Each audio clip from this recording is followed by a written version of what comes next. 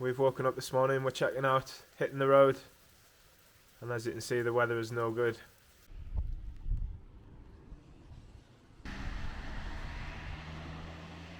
So I've just stopped here to show you the amazing view behind me, check it out. Can't see a thing. So you might be wondering, why on earth is this English guy coming to the middle of France, in the middle of nowhere, when it's peeing it down? It's so cloudy you can't see a thing. The reason why I'm in this part of the Pyrenees is because when I was planning my Andorra trip, I discovered that there was a part of the map where there is an exclave of Spain within France called Llivia. So we are going to head there now. We might not be able to see much because of the weather, but I think it'll be quite nice to stand in Spain, where it's separated from the rest of Spain. So why is Llivia separated from the rest of Spain? Well, to find out, we have to go back to 1659. After the Franco-Spanish War, the Treaty of the Pyrenees redrew the borders. Spain had to give up some land, but the treaty only mentioned villages, so at the time, Llivia was classed as a town. Therefore, it got to stay Spanish, while everything around it became French. There's a mile of land separating Llivia from the rest of Spain, and here's a fun fact. Before the Schengen Agreement came into place, residents of Llivia needed special paperwork just to pop over to Spain. But since 1995, no more border hassle, just a quirky Spanish dot in a sea of France. Take a quick walk with me. I'm currently in France, but in a few seconds we are entering Spain.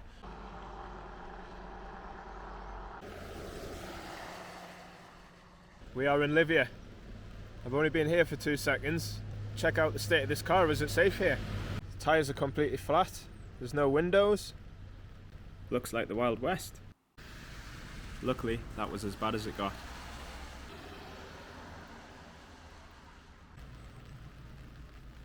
Llivia has its own Spanish police, it has its own Spanish phone numbers, even uses the euro, but to get here from Spain, you have to drive through France.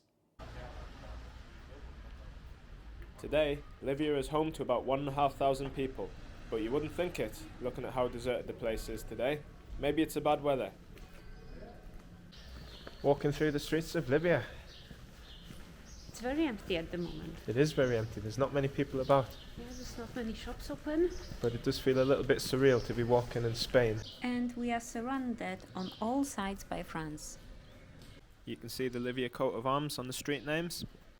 But where are the locals? According to local legend, this mosaic of Venus de Llivia was too scandalous for the dictator Franco of Spain, so it was covered up for years. Llivia that's true or just a good story, who knows? But either way, she's back on display now, complete with a defibrillator next to it for anybody who gets too excited. Llivia even has a museum. This one's all about its old pharmacy, which has been around since the 15th century.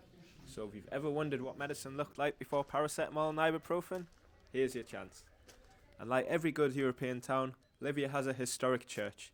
This one's from the 16th century, sits on a hill, and probably has the best views in town, because nothing says historic charm like a scenic hike to salvation. It's quite a quaint little place this, I quite like it.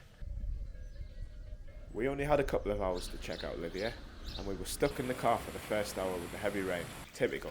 But when we got out and explored, you could tell that the place had history.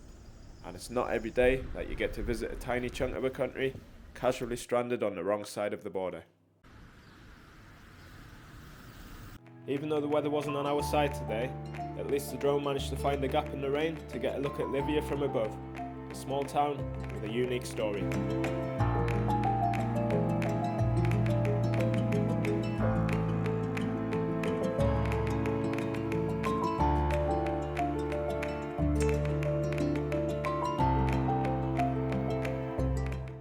And of course, no trip to Spain, well, Spain, is complete without a sweet treat from a local bakery.